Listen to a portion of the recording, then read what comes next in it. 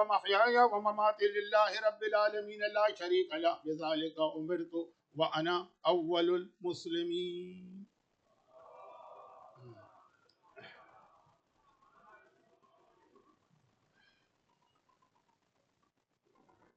تقریر ٹائم میں مکمل ہو جائے اور آج سے بڑی راتیں ہیں، شبیہ اور مختلف تبرکات بھی برآمد ہوں گے، اس لیے میں نے خطبہ بھی بہت مختصر کیا اور بہت تیزی سے پڑھا.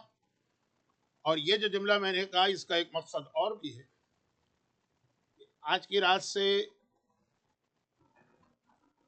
جو زیارات برآمد ہوتی ہیں یا تبرکات، اس کی وجہ سے مجلس کے آخر میں مصائب کے بعد دعا کا وقت نہیں رہتا، اور شاید میں 3 دفعہ اس سے پہلے آپ کو یاد دلا چکا ہوں. یاد کا مطلب یہ ہے کہ آپ جانتے ہیں، یہ نہیں ہے کہ میں آپ کی کوئی نالج بڑھا رہا ہوں، لیکن صرف دوبارہ ایک مرتبہ ریممبر کرانے کے لیے کہ یہ ایام اذا کا یہ پہلا عشر اس اعتبار سے دعا کے لیے بہت اہم عشرہ ہے کہ معصومین اس میں خوش ہوتے ہیں. ہم غمگین ہوتے ہیں کہ ہم کربلا میں اتنا بڑا صدمہ اور اتنے مظالم، اور ہم اپنے کاروبار کی ترقی کی دعا کریں، ہم اپنی خوشحال زندگی کے لیے دعا کریں، لیکن ہمارا دل نہیں چاہتا اور آل محمد ہمارے اس طرز عمل کو ناپسند کرتے ہیں کریم ابن کریم کے حوالے سے، تو دعا کے مرحلے کو ہم چھوڑ نہیں سکتے. تو ہمارا طریقہ یہ ہے کہ ان دنوں میں مجلس کے شروع میں دعا ہو جاتی ہے، لیکن مختصر اس لیے کہ ٹائم نہیں ہے اور وقت میں ساری چیزیں کمپلیٹ کرنا ہے. کہ اللہم انی اسألک بحق فاطمۃ وابیہا وبالہا وبنیہا والسر المستودع فیہا عدد ما احاط بہ علمک واحصی بہ کتابک. پروردگارہ شہزادی کونین کا واسطہ کہ اس وقت انہی کے بیٹے کی صف عزا بچھی ہے جس پر ہم ان کو پرسہ دینے کے لیے آئے ہیں. بحق فاطمہ زہرا تمام صاحبان ایمان کو، فاطمہ کے لال حسین کا ماتم کرنے والوں کو، ان کے غم میں گریہ کرنے والوں کو دنیا اور آخرت کی ہر پریشانی سے محفوظ فرما. اور واسطہ ان شہزادوں کا کہ غم کے بیان میں یہ پڑھا جاتا ہے کہ جن کی ماں نے کسی کو ان کا ماتم بھی نہیں کرنے دیا. واسطہ ان شہزادوں کا کہ تمام صاحبان ایمان کی اولادوں کی اللہ حفاظت کرے. 3 دن کی بھوک اور پیاس کا واسطہ میدان کربلا کی لوگوں کے رزق حلال میں، مومنین کے رزق حلال میں برکت عطا فرمائے. تپتی ہوئی ریتی پہ پڑے ہوئے لاشوں کا واسطہ ہم سب کے تمام مرحومین کی مغفرت فرمائے، اور ان کربلا کے مظالم کا انتقام لینے والی حجت کو جلد از جلد اللہ ظاہر کرے.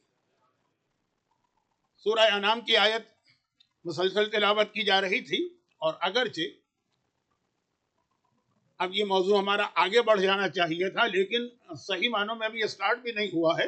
سورہ انعام کی آیت جس کے اندر وہ اہم ترین حکم دیا جا رہا ہے کہ جو بنیاد ہے،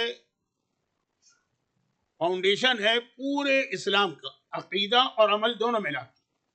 بلکہ مولا نے نہج البلاغہ کے آخر میں جہاں اسلام کو ڈیفائن کیا تو بہت ہی مشہور حدیث، الاسلام هو التسلیم والتسلیم هو الیقین والیقین هو التصدیق والتصدیق هو الاقرار والاقرار هو العمل.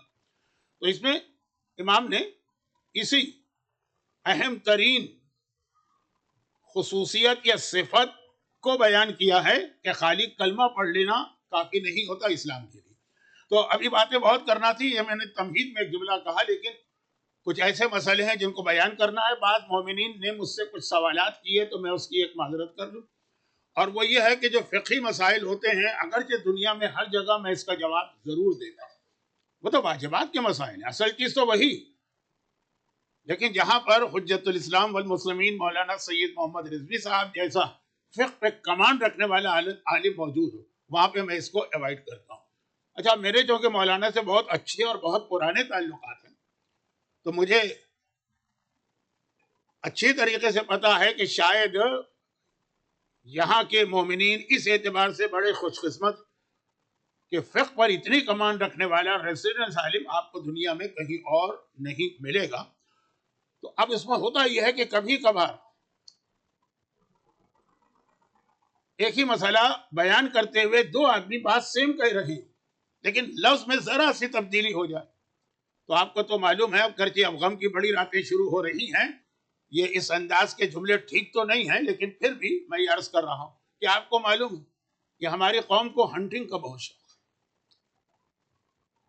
میں ان لوگوں کی بات نہیں کر رہا ہوں جو خاص افریقہ سے آئے ہیں، افریقہ تو مشہور ہے ہنٹنگ کے لیے، لیکن جو انڈیا اور پاکستان سے بھی آئے ہوں گے بہت شوق ہے ہنٹنگ کا۔ اور یہ جو ہنٹر ہے اس کی تو یعنی کوشش یہ ہوتی ہے کہ بڑے سے بڑے جانور کا شکار کرے۔ وہ جو بگ فور ہیں افریقہ کے اندر، ہاتھی کو مارے، گینڈے کو مارے، اب میں سب انگریزی کے چکر میں نہیں پڑھتا ہوں، ٹائم نہیں ہے میرے پاس، تو جو بڑے بڑے جانور۔ لیکن ہماری قوم کو جو ہنٹنگ کا شوق ہے، جرنلائز نہیں کر رہا ہوں لیکن ایک بہت بڑا نمبر وہ ہے علماء کی ہنٹنگ۔ علماء کی، ہاتھی کو مارا تو کیا مارا، شیر کو مارا تو کیا مارا، شکار تو یہ ہے نا کہ کسی عالم کا شکار کرو، تو اب اس میں اگر ایک چھوٹا سا پوائنٹ بھی کسی کو مل گیا تو بس معلوم، اب تو آج کل تو اور بھی آسان ہو گیا ہے کہ ای میل چل رہے ہیں، واٹس ایپ چل رہے ہیں، اور اسنیپ چیٹ چل رہے ہیں، پتہ نہیں کیا کیا چیز۔ لیکن جب یہ نہیں بھی تھا تب بھی عالم کی کوئی ذرا سی غلطی، معصوم تو نہیں، عالم کے انداز بیان میں ذرا سا کوئی اختلاف، اور جہاں عالم نے کوئی غلطی بھی نہیں کی، چونکہ میرا بچپنا تھا، بہت اتنا چھوٹا بھی نہیں تھا کہ آپ یہ کہیں کہ میں سمجھتا نہیں ہوں، اور بالغ میں نہیں تھا، تقریباً جو 12-13 سال کی ایج تھی، تو میرے سامنے کی یہ بات ہے۔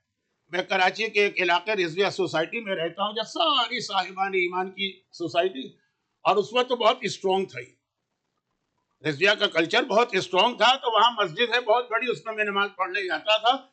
تو جو مسجدوں میں مختلف سیکشن بنا لیے جاتے ہیں نا، بھائی یہاں امام جماعت کھڑا ہوگا تو وہاں کوئی اور نہیں کھڑا ہوتا، پھر نمازی ہوتے ہیں، قرآن پڑھنے والے ہوتے ہیں، تو آپ کو پتا ہے کہ مسجدوں میں ایک سیکشن اس کا بھی ہوتا ہے کہ جس کے پیچھے نماز پڑھ رہے ہیں اس کی کتنی برائیاں اور غیبت کرنا ہے، تو وہ اس کے لیے ایک سیکشن ہوتا ہے، وہاں چلے جاؤ، وضو خانہ، وضو خانے میں آپ جائیے کراچی میں، وہاں جتنے لوگ وضو بھی کرتے جا رہے ہیں، وضو کر رہا ہوں واسطے طہارت کے اور قربتاً اللہ، اور دور ہونے حدث کے اور مباح ہونے نماز کے اور قربتاً اللہ، اور اسی عالم کی برائی بھی چل رہی ہے کہ جس کے پیچھے ابھی جا کے نماز پڑھنا۔ تو اس میں ایک دفعہ مجھے یہ سننے کو ملا کہ ایک مومن دوسرے مومن سے وہاں کہہ رہے ہیں کہ دیکھیے یہ حالت ہے، ابھی میں نے ایک عالم سے مسئلہ پوچھا کہ غلطی سے میں نے نماز میں 2 رکوع کر لیے، تو انہوں نے کہا تمہاری نماز باطل ہے، اس لیے کہ رکوع واجب رکنی، جو بھول سے بھی اگر کم یا زیادہ ہو جائے تو نماز غلط ہو جاتی ہے، اس کو ریپیٹ کرنا۔ اور ابھی پچھلے ہفتے میں نے ایک اور عالم سے مسئلہ پوچھا جو ہماری نماز پڑھا رہے، انہوں نے کہا 2 رکوع اگر غلطی سے ہو گئے تو کوئی بات نہیں۔ اب یہ مسئلہ جو مدرسے کا ایک بچہ بھی جانتا ہے کہ نماز میں واجب رکنی ہے رکوع، اور واجب رکنی کے اندر بھول بھی معاف نہیں، گناہ نہیں ملے گا اگر بھولے سے کیا، لیکن نماز تو آپ کی گئی۔ اب وہی جو ہماری قوم کا ایک طریقہ ہے، یہ عالم یہ کہہ رہا ہے، یہ عالم یہ کہہ رہا ہے، وہ کہہ رہا ہے نماز غلط ہے، وہ کہہ رہا ہے نماز صحیح ہے۔ اور جب ذرا سا پوچھا گیا تو معلوم ہوا کہ ایک ہی مسئلہ تھا لیکن ڈیفرنٹ اسٹائل سے پوچھا گیا کہ آپ فرادہ نماز پڑھ رہے ہیں، اس میں 2 رکوع ہو گئے تو نماز آپ کی غلط۔ لیکن دوسرے صاحب نے عالم سے پوچھا تھا کہ میں جماعت میں تھا، امام کے ساتھ رکوع میں گیا، میں سمجھا امام نے سر اٹھا لیا ہے، میں نے بھی جلدی سے سر اٹھایا، دیکھا کہ امام رکوع میں دوبارہ رکوع میں چلا گیا، میری 2 رکوع ہوئے۔ انہوں نے کہا نماز صحیح ہے، اس لیے کہ نماز جماعت میں اس کی اجازت۔ اب دونوں نے صحیح جواب دیا ہے، لیکن سوال کرنے والے نے ایک لفظ پکڑ لیا کہ جی دیکھیے نماز کے مسئلے علماء کو نہیں پتا، رکوع کا مسئلہ نہیں پتا، ہماری صحیح نماز کو غلط کر دیا۔ تو اس میں بہت زیادہ احتیاط کرتا ہوں کہ کہیں کوئی ایسی غلط فہمی پیدا نہ ہو۔ یہ میں نے اس لیے کہا کہ پچھلے 2-3 دن سے، خاص طور پر کل رات جو مجلس گزر گئی، یعنی یسٹرڈے، لاسٹ نائٹ، اس کے اندر بھی ایک ایسا ہی فقہی مسئلے کا تذکرہ ہو گیا تھا جس کی وضاحت ضروری تھی، لیکن میں آج نہیں کر رہا ہوں، اس لیے کہ آج کی رات پہلے ہی تمہید میں نے بہت ٹائم آپ کا ویسٹ کر دیا۔ قرآن کی آیت کہ دیکھو اسلام کس چیز کا نام ہے، اسلام اس کا نام نہیں ہے کہ تم نے نماز پڑھی اور روزہ رکھا، اسلام نام ہے تمہاری پوری زندگی اللہ کے لیے ہو، حتیٰ کہ تمہاری موت بھی اللہ کے لیے ہو۔ اور اس میں ایک بات کا خیال رکھیے، یہ ماہ مبارک رمضان میں علماء تفسیر قرآن میں ایک فارمولہ آپ کو دیتے ہیں، اور وہ اس آیت میں بھی فارمولہ چلے گا کہ اِنَّ صَلَاتِي وَنُسُكِي وَمَحْيَايَ، پوری زندگی تمہارا ایوری ایکشن وہ اللہ کے لیے ہونا چاہیے، وہ مماتی حتیٰ موت بھی اللہ کے لیے ہونا چاہیے۔ اب اس کو مجھے سمجھانا تھا، کیونکہ کربلا تو نام ہی ہے موت کا، کربلا تو نام ہی ہے اپنی جان دینے کا، لیکن اللہ نے کہا کہ یہاں پر بھی یہ دیکھنا پڑے گا کہ کس کے لیے؟ للہ، اللہ کے لیے ہے، لیکن پھر قرآن نے کہا کون اللہ؟ رب العالمین، رب العالمین، جو عالمین کا رب ہے۔ قرآن کریم میں ہر آیت میں یا ہر دوسری تیسری آیت میں کہیں نہ کہیں اللہ کا ذکر تو ہوتا ہے نا، لیکن مختلف جگہوں پر مختلف ناموں سے ذکر ہوتا ہے۔ کہیں پہ اللہ کے لیے علیم آیا، کہیں پہ حکیم آیا، کہیں پہ سمیع آیا، کہیں پہ بصیر آیا، کہیں خالی لفظ اللہ آیا، کہیں خالی رب آیا۔ تو یاد رکھیے کہ ایسا نہیں کہ قرآن نے اس لیے اللہ کے نام بدل بدل کے رکھے تاکہ ایک جیسے سملر نام ہو تو آدمی ذرا سا نعوذ باللہ بور ہو جاتا ہے، تو کہا ذرا چینج ہوتی رہے۔ نہیں، جہاں پر جس آیت میں اللہ کا جو نام آیا اس آیت میں اس کا انتہائی اہم کوئی میسج ہوگا کہ یہی نام یہاں پہ فٹ ہونا چاہیے۔ اگر اللہ ہی کا کوئی اور نام وہاں پہ آپ لے کے آ جائیں، وہ چور والا واقعہ تو بہت مشہور ہے، میں پڑھ نہیں رہا ہوں، کہ وہاں پہ آیت میں رحیم ہے، آیت میں وہاں حکیم ہے، غلطی سے آدمی نے پڑھ لیا رحیم، عربی جاننے والے نے کہا کہ تم نے غلط پڑھا۔ ہو ہی نہیں سکتا کہ اللہ چور کی سزا بیان کرے اور رحمت کا تذکرہ بھی کر لے، تو سزا بیان کرنے کا فائدہ کیا ہوا؟ بڑے سے بڑے عدد کو آپ ملٹیپلائی زیرو سے کریں گے تو رزلٹ زیرو ہو جائے گا نا۔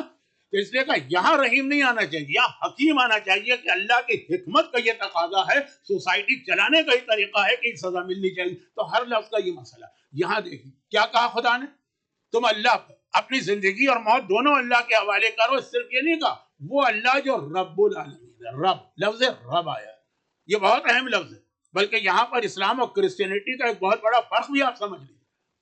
کرسچینٹی کے اندر اللہ کو اب مانا گیا ہے، اب، فادر، عربی کا لفظ ہے اب مانے باپ، فادر، اور اسلام نے اللہ کو فادر نہیں کہا ہے، بلکہ اسلام نے اللہ کو رب کہا۔ اب الگ ہے، رب الگ ہے، اور شاید کل کا دن انگلش ڈیٹ کے اعتبار سے کوئی فادر ڈے بھی ہے ویسٹ کے اندر، کچھ ملکوں کے اندر۔ اب نہیں کہا اللہ، اب نہیں، اللہ رب۔ اور ان دونوں کا فرق اگر آپ ذہن میں رکھیں تو سمجھ میں آئے گا کہ جہاں لفظ رب آیا ہے وہاں خدا پیغام کیا دینا چاہتا۔ بھائی اس سے یہ نہیں کہہ رہا ہوں کہ یہ لفظ اب بہت برا، ارے اس دنیا میں غیر معصومین میں سب سے افضل جو کوئی انسان کے لیے ہے وہ اس کا باپ اور اس کی ماں۔ یہ خالی یہ نہیں ہے کہ آج کل کے حساب سے ہم فادر ڈے منا رہے ہیں۔ اسلام شروع میں جو آئے بالکل، یعنی پہلی آیتیں آپ دیکھیں، نماز کا حکم بعد میں آیا، روزے کا حکم بعد میں آیا، زکوٰۃ بعد میں آئی، خمس بعد میں آئی، نماز جماعت بعد میں آئی، سارے احکامات بعد میں آئے۔ قضیٰ ربک الا تعبدوا الا ایہ وبالوالدین احسانا، بالکل شروع کی آیت ہے اسلام کے شروع۔ اللہ نے اعلان کیا کہ اس کے علاوہ کسی کی عبادت نہ کرنا اور والدین کے ساتھ ہمیشہ اچھا سلوک کرنا۔ یہ اسلام اسٹارٹ یہاں سے ہو رہا۔ فادرز ڈے جو ہے وہ ایک خالی ایک رسمی چیز نہیں، اور اتنا اہم ہے یہ پیغام، اتنا اہم ہے یہ پیغام کہ ایک جملہ میں اس لیے بھی کہہ رہا ہوں کہ ایام ازا کا پہلا عشرہ تقریباً فنش ہونے جا رہا، تو عاشورے کی مجلس میں آپ ایک بار پھر زمانے کے امام کو یاد کریں گے، جب ایک دوسرے سے ملاقات کریں گے اور پرسہ دیں گے زمانے کے امام کو، تو زمانے کے امام کے حوالے سے ایک جملہ میں عرض کر رہا ہوں۔ کل بھی ایک جملہ آ گیا تھا کہ ہماری تاریخ میں دو مرجع ایسے جو امام زمانہ سے اپنی ول پہ ملاقات کرتے تھے، باقی ملاقات ہر مرجع کی امام سے ہوئی ہے، لیکن جب امام نے چاہا دو ایسے تھے، تو جو آگے، تو بعض مومنین میں یہ بہت شوق ہوتا ہے کہ ہم امام زمانہ سے ملاقات کریں، ہماری امام سے ملاقات ہو جائے۔ اس کے لیے وہ علماء کے واقعات پڑھتے ہیں کہ فلاں عالم کی ملاقات ہے، جیسے مسجد ساحلہ میں آپ 40 شب وہ جائیں تو بہت سے لوگ اسی لیے جاتے ہیں، کچھ دعائیں ہیں، کچھ وظیفے ہیں، کچھ نمازیں ہیں، تو اب جو لوگ اس طرف چلے گئے ان کو تڑپ ہوتی ہے کہ امام کی زیارت کریں۔ جیسا کہ میں نے شروع میں بھی وہ حدیث آپ کو یاد دلائی، علی کے چہرے کو دیکھنا عبادت ہے، اس عبادت کو حاصل کرنا ہے اولاد علی کے چہرے کی زیارت کر کے، اور وہ تڑپتے رہتے ہیں۔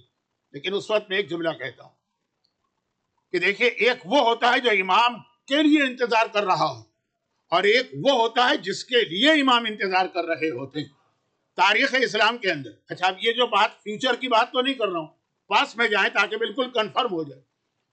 پاس میں مولا کائنات کی ایک اہم ترین جنگ ہے جنگ صفین، بہت اہم یہ لڑائی، کیونکہ اس لڑائی نے مومن اور منافق کو ڈفرینشیٹ کیا تھا۔ جنگ صفین میں سب علی کے پرچم تلے تھے، مومن بھی اور منافق بھی، اور اس کے اختتام پر جب حاکم شام نے قرآن کو نیزوں پہ بلند کر کے لوگوں کو ایموشنل بنا دیا تو جتنے منافق تھے وہ علی کے لشکر کو چھوڑ کے چلے گئے. یہ میں اس لیے کہہ رہا ہوں کہ آج کل دشمنان اہل بیت کا طریقہ یہ بھی کہتے ہیں شمر تو جنگ صفین میں علی کی آرمی میں شامل تھا, علی کے ساتھ لڑا تھا. لیکن جنگ صفین کا جہاں نام آ جائے, اور بہت سارے کربلا میں یزیدی فوج کے سپاہی جنگ صفین میں علی کے ساتھ تھے اور یزید کے باپ معاویہ کے اگینسٹ جنگ کر رہے تھے. اب وہ اسی لیے دشمنان اہل بیت کہتے کہ جی وہ حسین اور اولاد حسین کو تو کربلا میں شیعوں نے قتل کیا. اور کہاں سے لفظ شیعہ لے آتے ہیں؟ کہتے ہیں یہ سب کے سب علی کے ساتھ تھے. پھر اکثر میں ایک سوال بھی کرتا ہوں, ان سپاہیوں کے نام بتائیے جو صفین میں علی کے پرچم تلے ہیں اور کربلا میں یزید کے پرچم تلے. اس میں ایک تو بہت اہم نام آتا ہے, شبس ابن ربیع کا بہت اہم نام آتا ہے. اہم کیوں ہے؟ اس نے خالی 2 آرمی جوائن نہیں کی تھی, یہ صفین میں علی کے لشکر میں تھا تو علی نے اپنی فوج کا اس کو علمدار بنایا. فوج میں ایک نہیں 4 علمدار 5 علمدار ہوتے بنائے. اور کربلا میں یزید کی فوج میں عمر سعد نے اس کو اپنا علمدار بنایا. ایک ہوتا ہے 2 ڈیفرنٹ آرمیز کو جوائن کرنا, ایک ہوتا ہے 2 ڈیفرنٹ آرمیز میں اتنا بڑا اس کو پوسٹ ملے کہ علمدار بنے. جو علی کے لشکر کا علمدار ہے وہ کربلا میں یزید کے لشکر کا علمدار بنا. دیکھیے یہ کنورژن, دیکھیے یہ کہاں سے کہاں گیا. یہ ایک الگ ٹاپک ہے, تو میں یہاں رک کے یہ عرض کر رہا ہوں کہ اب جنگ صفین بہت اہم لڑائی. اس نے علی کے لشکر میں جتنے لوگ تھے, یعنی دوسرے الفاظ میں کہوں جو اپنے آپ کو علی والا اس زمانے میں کہہ رہا تھا, اس جنگ نے یہ بتا دیا کہ ان میں کتنے لوگ سچے تھے اور کتنے لوگ بخاری نام تو علی کا لے رہے تھے لیکن اتنے زیادہ وہ بے وقوف تھے کہ اگر حاکم شام قرآن بلند کرتے تو وہ قرآن کو مان لیں گے, چاہے علی کہتے رہیں کہ یہ جو قرآن بلند کیا ہے یہ خاموش قرآن ہے, مجھے دیکھو انا قرآن اور ناطق, میں بولتا قرآن ہوں, میں قرآن سے کم نہیں ہوں, میں بولتا قرآن ہوں. لیکن بس وہ آگے جذبات کے اندر اور چلے گئے ادھر. تو اس جنگ صفین نے مومن اور منافق کو الگ کیا تھا. بہت اہم یہ لڑائی. جنگ صفین جب یہ شروع ہوئی تھی, مولا نے اپنی فوج کو تیار کیا تھا اور ایک ٹائم تھا کہ اتنے بجے ہمیں نکلنا ہے. مثلا نیکسٹ سیٹرڈے کو ہم 8 بجے نکلیں گے, یہ علی نے اناؤنس کیا. اسی حساب سے لوگ آ رہے تھے. ایک دن ایک نجومی علی کے پاس آ گیا. آج بھی ایسے لوگ ہوں گے جو کیا یہ اسٹارز اور اسٹرالوجی اور ان چیزوں کے چکر میں پڑتے ہوں گے. ویسے مومنوں میں تو ایسا آدمی ہونا کم ہے لیکن ہوں گے مارا.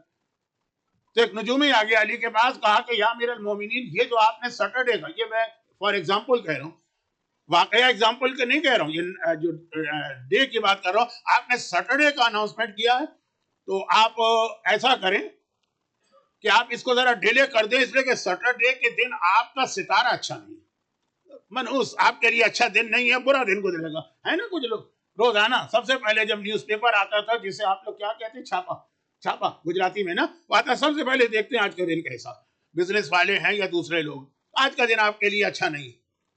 مولا کائنات نے جیسے ہی سنا ابھی کچھ پریپریشن ہونے والی, مولا نے کہا تو نے اتنا بڑا دعویٰ کیا ہے کہ یہ اللہ جیسا, ابھی اب ہم اسی وقت اور اسی ٹائم پر ہم نکلیں گے اگرچہ پورا لشکر تیار بھی نہیں. اور المنجم کالکاہن والکاہن کالساحر والساحر کالکافر والکافر فی النار. نہج البلاغہ میں ہے یہ خطبہ کہ یہ جو ستاروں تاروں کی بات کرتا ہے نا, یہ تو کاہن جیسا ہے, کاہن جن کے پاس جن آتے ہیں خبریں لے, اور جس کے پاس جن آتے ہیں وہ جادوگر جیسا ہے, جادوگر کافر جیسا ہے اور کافر جہنم میں ہے. یہ تو مولا کا بہت مشہور جملہ. مولا نے کہا ابھی تیار ہو جاؤ, فوراً نکل جاؤ, اس کی بات نہ سنو کہ ٹائم برا. اور مولا لشکر کو لے کے نکلے تو اس کے اندر جلدی نکل تو گئے لیکن کچھ دور لے جا کے مولا نے لشکر کو روک دیا. یا امیر المومنین جب نکل گئے, اب آپ پورا لشکر تیار ہو گیا, جلدی اب چل رہے ہیں, رک کیوں گئے؟ کہا میرا ایک سپاہی باقی ہے, مجھے اس کا انتظار. علی انتظار کر رہے ہیں, علی کہہ رہے ہیں میرا ایک سپاہی باقی ہے, مجھے اس کا انتظار کرنا ہے. یہ کون ہے جس کا انتظار امامت کر رہی ہے؟ ساری کائنات امام کا انتظار کرتی ہے, اور یہ امامت اور علی جیسی امامت. دیکھیں ہمارا عقیدہ تو ہے کہ 12 امام برابر ہے, لیکن رسول اور علی کا اسٹیٹس باقی 11 سے زیادہ ہے, اور اس کی روایتیں بھی ہیں اور اس کے بارے میں کچھ حدیثیں بھی ہیں. ظہور امام کے بعد علی کا جو اسٹیٹس ہے 11 امام سے بھی افضل ہے. اور یہی وجہ ہے کہ زیارت امین اللہ کے اندر جب آپ زیارت پڑھتے ہیں کہ مولا کے روضے پہ پڑھیں گے تو السلام علیکم یا امیر المومنین کہیں گے. معصوم نے باقی 11 اماموں نے کہا ہم کو بھی امیر المومنین نہ کہنا, یہ صرف ہمارے دادا کا ٹائٹل ہے، ان کی فضیلت ہم سے زیادہ۔ زیارت امین اللہ کا لفظ آپ بدل دیتے ہیں نا جب آپ کسی اور معصوم کی زیارت پڑھتے، کسی اور معصوم کے روزے پہ زیارت پڑھتے ہیں، بات نامکمل آگے بڑھ رہی ہے، تو کہنے کا مقصد ہے کہ علی نے کہا ٹھہر، میرا ایک سپاہی آنے والا ہے، میں اس کا انتظار کر رہا ہوں، جب تک کہ وہ نہیں آئے گا میں آگے نہیں بڑھوں گا۔ یا اللہ، یہ کون ہے کہ جس کے انتظار میں امامت اور علی جیسی امامت لشکر کو روک کے کھڑی ہوئی؟ اور لوگوں نے تھوڑی دیر کے بعد دیکھا تو ایک عجیب صحابی آیا۔ عجیب کن معنوں میں؟ عجیب ان معنوں میں کہ صحابی کہتے ہیں جس نے رسول خدا کی زیارت کی، اور اس نے رسول خدا کی کبھی زیارت نہیں کی، لیکن سارے مسلمان اس کو صحابی کہتے ہیں، زیارت ہی نہیں کی۔ جبکہ صحابی کی ڈیفینیشن ہے کہ صحابی وہ ہے جس نے رسول کی زیارت کی، اور اس نے زیارت نہیں کی، پھر بھی اس کو صحابی کہا، اور اس کا انتظار کیا مولا نے۔ کون ہے؟ اویس قرنی، ہر ایک کو پتا۔ اور اویس قرنی کون؟ اسلام لے آئے تھے، دل تڑپتا تھا رسول خدا کی زیارت کے لیے، رسول کے چہرے کی زیارت اتنی بڑی فضیلت ہے، دل تڑپتا تھا، لیکن ماں بوڑھی تھی۔ ماں نے کہا کہ بیٹا اگر تو چلا جائے گا میری خدمت کون کرے گا، میں تجھے اجازت نہیں دیتی۔ آپ کو معلوم ہے نا کہ ایک فقہی مسئلہ بھی اپنی جگہ پر کہ سنت روزے، سنت نمازیں، سنت عمرے، بعض مراجع کہتے ہیں کہ بغیر باپ کی اجازت کے آپ نہیں کر سکتے۔ بات کہیں اور جا رہی ہے اور ٹائم میرے ہاتھ سے پھسل کے نکل رہا ہے، تو ماں نے کہا اجازت نہیں دیتی، ماں نے منع کیا میں نہیں جاؤں گا، لیکن ریکویسٹ روزانہ صبح شام امی ایک بار اجازت دیں، مدر ایک بار اجازت دیں، ماں ایک بار اجازت دیں، رسول کی زیارت کر کے آ جاؤں گا۔ بڑی مشکل سے ماں نے کہا اچھا میں ایک شرط پہ اجازت دیتی ہوں، وہاں ٹھہرنا نہیں، جانا آدھے دن رہنا پھر واپس آ جانا۔ کہا میرے لیے تو 5 منٹ بھی کافی ہے، زیارت خالی کرنا ہے نا۔ وہ ایسے قرنی گئے، مدینے گئے اور آ گئے۔ جب وہ مدینے پہنچے وہاں رسول خدا تھے ہی نہیں، کسی کام سے گئے ہوئے تھے۔ لوگوں نے پوچھا کون آیا؟ مسافر آیا۔ کیوں آئے؟ رسول کی زیارت کرنا ہے۔ رسول کہاں؟ لوگوں نے کہا وہ تو کہیں گئے ہوئے ہیں، شام تک آ جائیں گے۔ اس نے کہا نہیں میرے پاس ٹائم نہیں، اب میں شام تک نہیں ٹھہروں، یہ کہہ کے چلا گیا۔ لوگ کہہ رہے ہیں عجیب لاٹ صاحب کا بچے آئے، نعوذ باللہ، جملے ایسے۔ پیغمبر کی زیارت تھوڑی دیر میں رسول آنے والے، شام تک کہہ رہے ہیں نہیں میرے پاس ٹائم نہیں، میں جا رہا ہوں، اگر ہوتے تو زیارت کرتا، میں نہیں کروں۔ اب ہر آدمی جو ہے نا وہ یہ چاہ رہا ہے جیسے ہی رسول آئے نا فوراً ان کو یہ بتائیں۔ آج کل نہیں دیکھا ذرا کوئی فیک نیوز چلتی ہے، ارے کو بریکنگ نیوز، سب سے پہلے یہ نیوز مجھے پھیلانا، چنانچہ تحقیق کے بغیر، معلومات کے بغیر، میں سب سے پہلے یہ نیوز میرے، حتیٰ عام آدمیوں کی بات کیا کروں، بڑے بڑے چینل، بڑے بڑے میڈیا، یہ نیوز سب سے پہلے ہم جو ہے وہ ڈسکلوز کریں، تو ہر آدمی تڑپ رہا کہ ادھر رسول مدینے میں آئیں گے، گھوڑے سے اتریں گے اور ہم یہ خبر دیں گے۔ پیغمبر آئے اونٹ پہ تھے، اونٹ سے اترے، آگے بڑھنا چاہتے، رک گئے، ڈائریکشن کیا یمن کا۔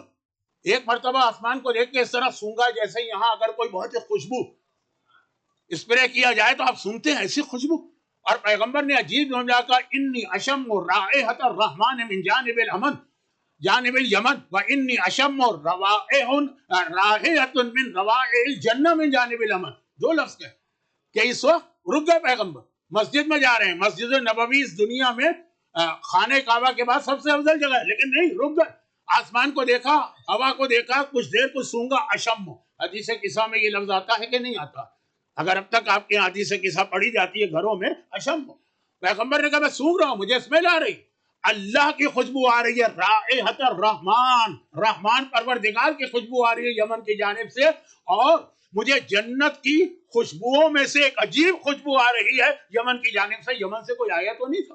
اب سب لوگ پریشان کہ ہم تو اس کی کمپلین کرنا چاہ رہے تھے، اس کا مذاق اڑانا چاہ رہے تھے، وہ توہین رسالت کر کے گیا، اور پیغمبر تو کہہ رہے ہیں کہ اللہ کی خوشبو آ رہی ہے مجھے۔ وہ کون بندہ ہوگا کہ جو چند سیکنڈ وہاں ٹھہرا اور اس کے چند سیکنڈ کی وجہ سے وہ اللہ کی خوشبو وہاں پہ بن گئی۔ لوگوں نے کہا یا رسول اللہ، ہم تو اس کو بڑا گستاخ سمجھ رہے تھے، بے ادب سمجھ رہے تھے، بدتمیز سمجھ رہے تھے کہ آپ کی زیارت کے لیے چند گھنٹے نہیں ٹھہرا۔ پیغمبر نے کہا تمہیں نہیں معلوم، وہ ماں سے وعدہ کر کے آیا تھا، ماں نے آدھے دن کی اجازت تھی اور وہ اسی لیے چلا گیا، چنانچہ اس کا اجر و ثواب تم سب سے زیادہ جو صبح و شام میری زیارت کرتے ہو، یہ اسٹیٹس ہے ماں کا۔ اور ویسے قرنی مولا رک گئے کہ جب تک کہ یہ نہیں آئے گا میں صفین کی جنگ میں حصہ نہیں لوں گا، آگے نہیں بڑھوں گا۔ جو آپ میں سے جو لوگ صفین کی زیارت کر چکے ہیں وہاں ویسے قرنی کا روزہ دی، تو باپ اور ماں، اللہم انی اسألک موجبات رحمتک، ہمارے یہاں مغرب کی نماز کے بعد کبھی یہ دعا پڑھائی جاتی، اللہم انی اسألک موجبات رحمتک، اے خدا مجھ سے تجھ سے سوال کر رہا ہوں، مجھے وہ ساری چیزیں عطا فرما، موجبات رحمتک.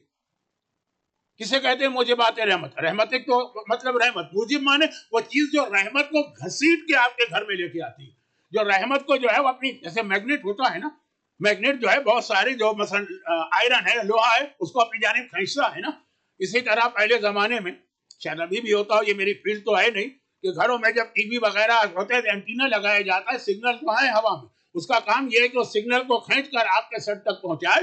تو آپ مغرب کی نماز کے بعد دعا کرتے ہیں، خدا بندہ مجھے وہ چیزیں عطا فرما جو تیری رحمت کو کھینچیں گی اور میرے گھر میں لے کے آئیں گی. اور ان میں اہم ترین چیز ہے باپ اور ماں.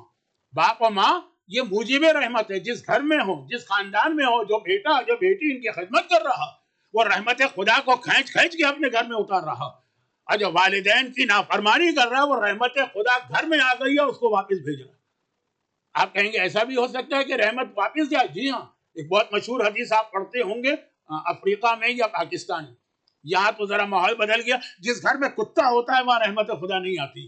تو رحمت خدا بھگانے والی چیزیں بھی اسلام نے بتائی ہے، رحمت خدا کو بلانے والی چیزیں بھی بتائی.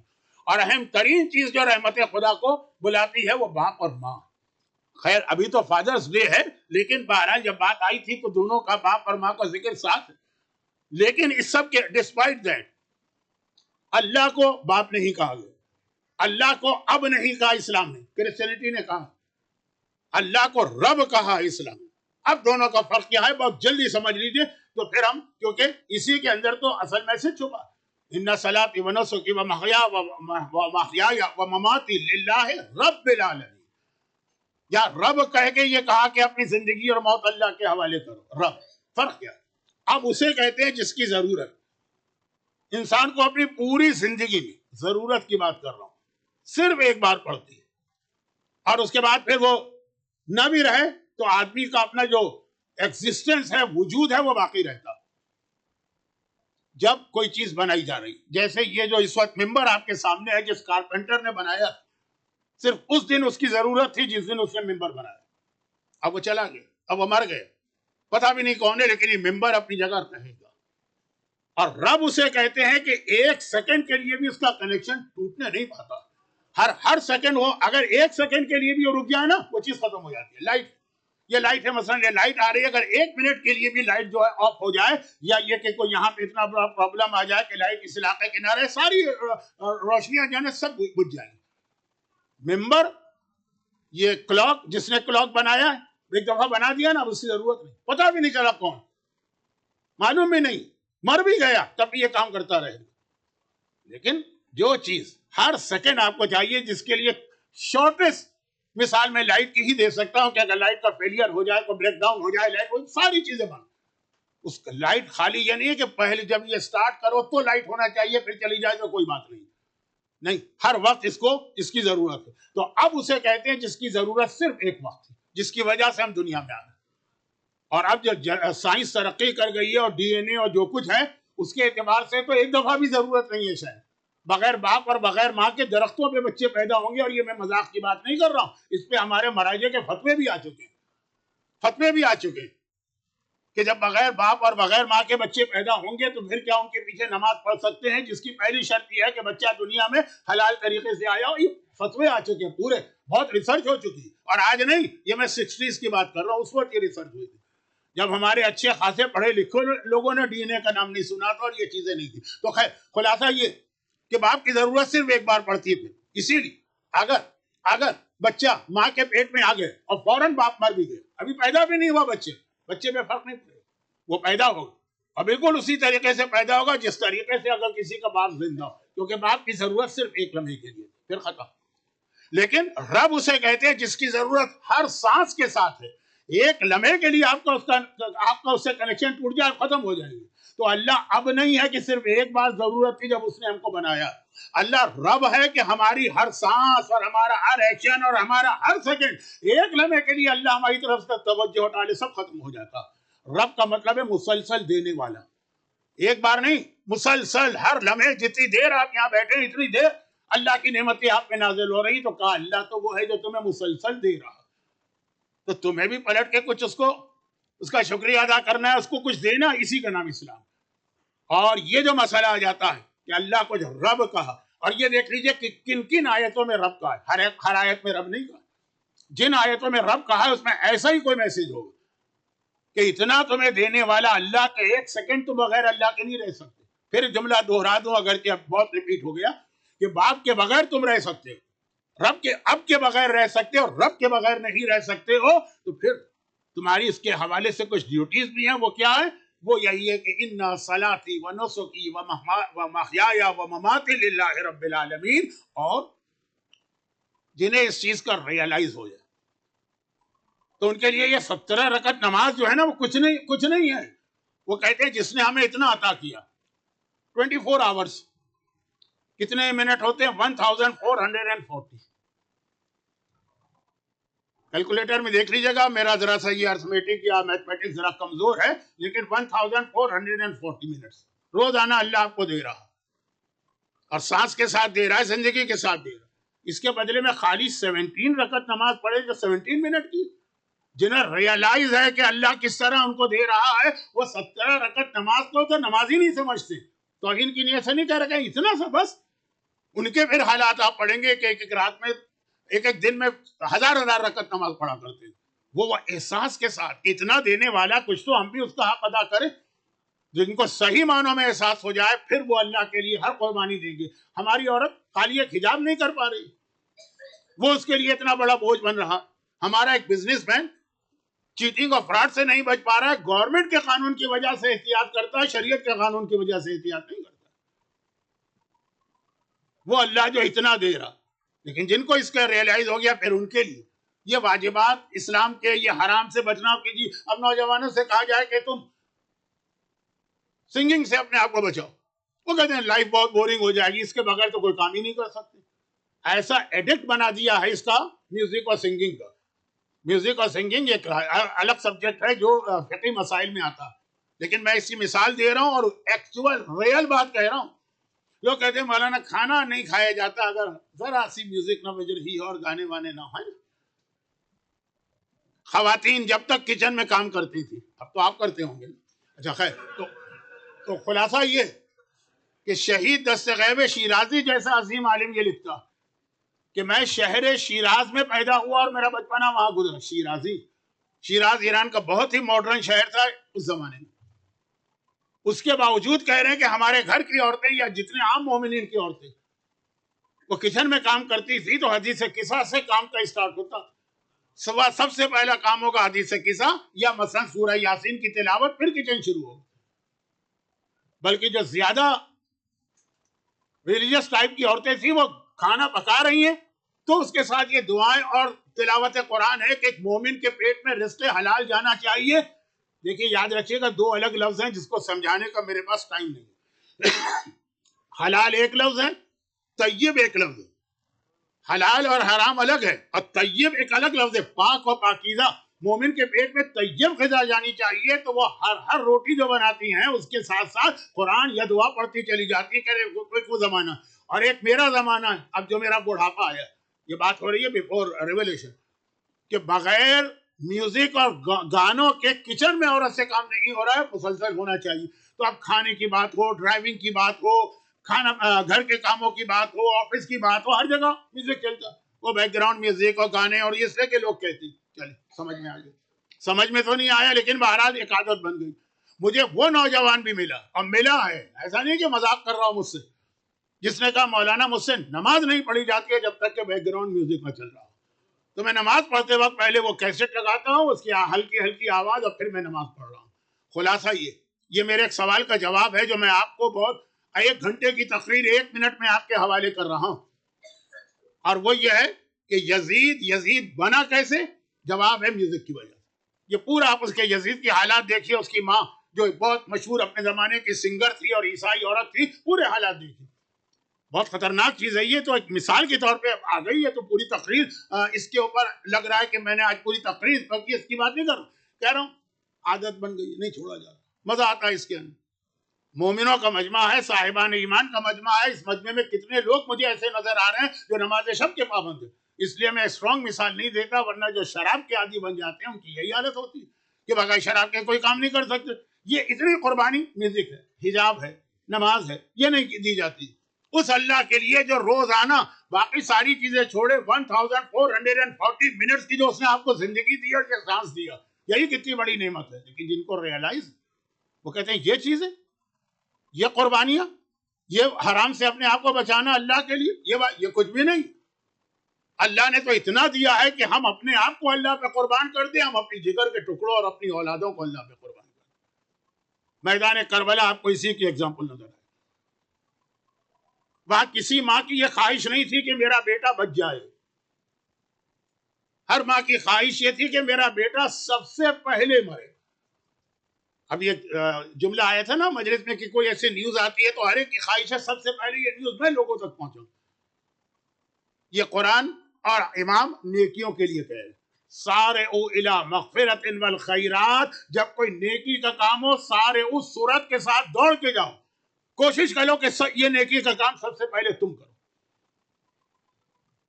مثلا اب مجھے انگلش تو آتی بھی نہیں ہے اور کچھ وہ آواز بھی تھوڑی لو تھی تو غالباً کوئی ڈونیشن کی بات ہو رہی تھی. مثلا میرا اندازہ یہ ہے، اب سارے کوشش یہ ہو کہ اس میں سب سے پہلے ہمارا نام ہونا چاہیے. یہ ہر نیکی کے لیے اسلام نے اصول بنایا ہے. چنانچہ وہ ایک الگ ٹاپک ہے اور ٹائم بہت گزر گیا. جلدی کرو، فوراً کرو، جلدی. فوراً کا مطلب یہ کہ سب سے پہلے کرو. اسی لیے آپ دیکھیں نماز کتنا اللہ نے ہم کو ٹائم دیا ہے. ظہر کا ٹائم کتنے گھنٹے تک رہتا ہے، لیکن جتنا ثواب اول وقت کا ہے اتنا ثواب آخر وقت کا نہیں. یہ مومن. تو اب یہ تو بات ہو رہی ہے ہمارے آپ کے لیول کی. کربلا میں ہر ماں یہ چاہ رہی تھی کہ نہ صرف یہ کہ اس کا بیٹا راہ خدا میں مارا جائے، بلکہ سب سے پہلے مارا جائے. اور عجیب انداز تھا کربلا کے ان بچوں کا کہ وہاں پہ مائیں ہر ایک کے بچوں کے لاشے پہ روئی. رونے میں اسلام منع نہیں کرتا، لیکن جب ان کے اپنے بچے آتے تھے کوئی ماں نہیں روتی. لیلا قاسم کے لاشے پہ روئی، لیلا انو محمد کے لاشے پہ روئی، لیلا اصغر کے لاشے پہ روئی یا اصغر کا شہادت تصور کر کے روئی. اکبر کے لاشے پہ نہیں. ام فروہ اکبر کے لاشے پہ روئی، انو محمد کے لاشے پہ روئی، اپنے قاسم کے لاشے پہ نہیں روئی. اور پھر بھی یہ سب کہنے کے بعد بھی یہ سمجھتی ہیں کہ ہم نے حق ادا نہیں کیا. خوش زینب کبریٰ کا جملہ ہے نا کہ جب آقا حسین کے لاشے کو 11 محرم کو دیکھا، خدا بندہ یہ ہمارے خاندان کی طرف سے تیرے لیے قربانی ہے، آدھا قربان. بات بہت پھیل رہی. لیکن ایک اعتبار سے سب سے زیادہ دردناک شہادت، ٹریجک شہادت انو محمد کی. اور اس کی وجہ یہ ہے جو میں نے شروع میں بھی ایک جملہ کہا کہ انو محمد کربلا کے وہ شہید تھے کہ ان کی ماں خود تو ماتم کر ہی نہیں رہی ہے، بیویوں کو بھی روک رہی ہے کہ نہیں ماتم نہیں کرو. خود اکبر کے لاشے پہ زینب کس طرح روئی، یہ آپ 2-3 دن کے بعد مجھ سے بھی سنیں گے اور ساری زندگی سنیں. یعنی بیویوں کو روکا نہیں جا رہا ہے، دوسرے لاشوں پہ ماتم کر رہے تھے. اپنی اولاد کا ماتم نہ کرو، سمجھ میں آتا. لیکن انو محمد کے لیے تو زینب نے کہا میں خود بھی نہیں روں گی اور کسی اور کو بھی نہیں رونے دوں گی. حتیٰ حالت یہ تھی کہ بعض کتابوں میں لکھا، اب یہ حدیث کی وہ کتابیں تو ہیں نہیں کہ جس کو ہم اس طرح سے ایتھنٹک اس کا کرائٹیریا بنائیں.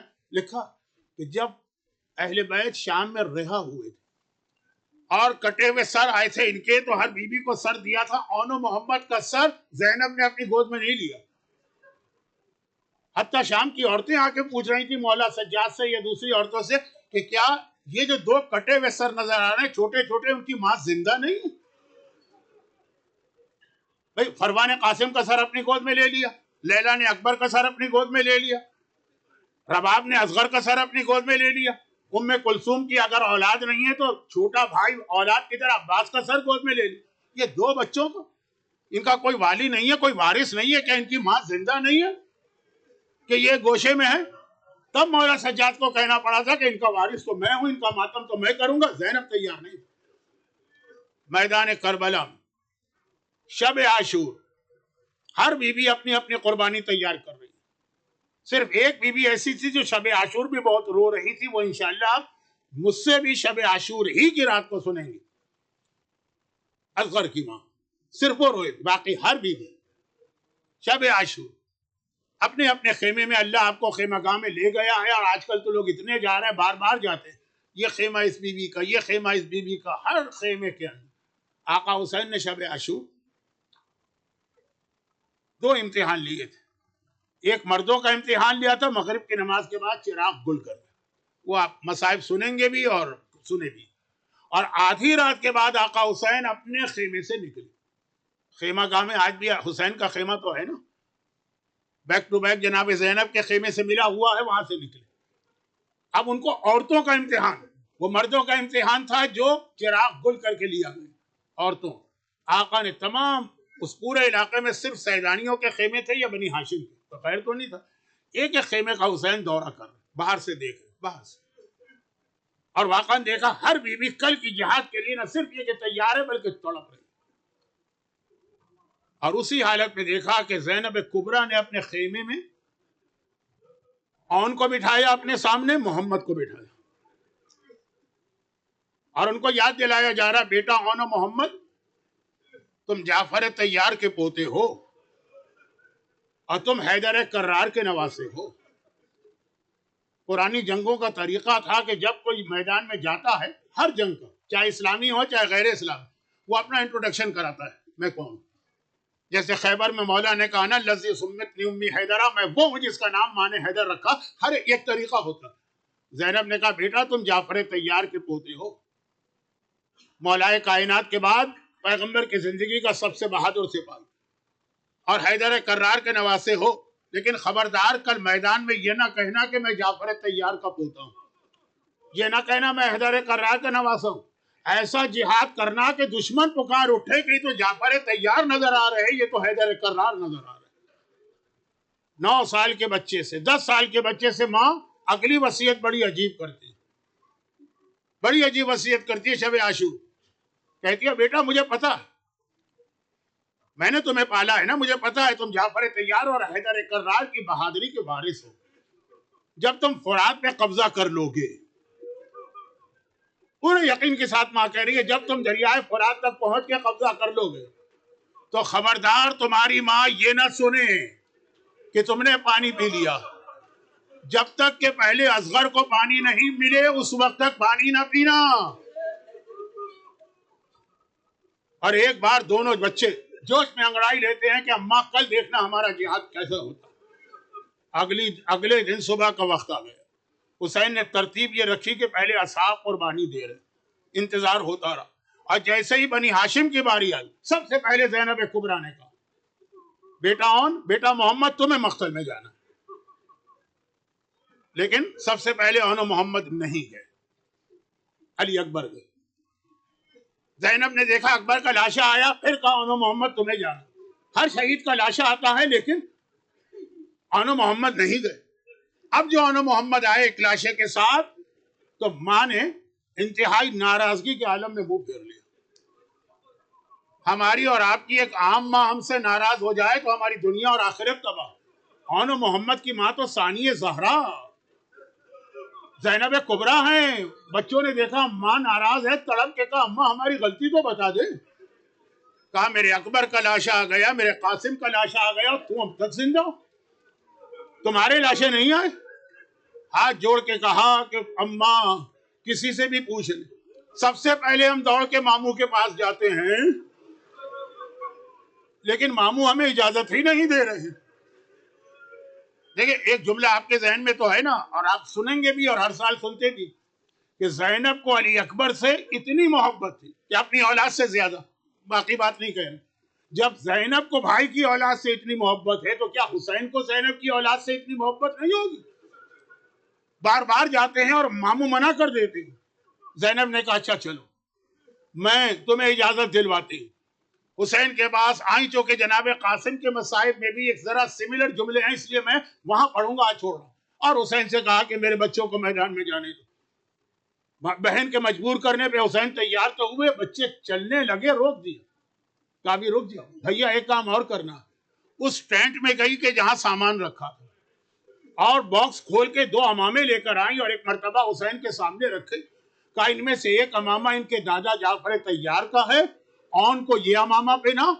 ایک امامہ ان کے نانا اور میرے بابا حیدر کرار کا ہے، محمد کو یمامہ پہ نا بچے چھوٹے ہیں تو کیا ہوا، جائیں گے اسی شان سے جو جعفر طیار کی شان ہے، جو حیدر کرار کی شان ہے۔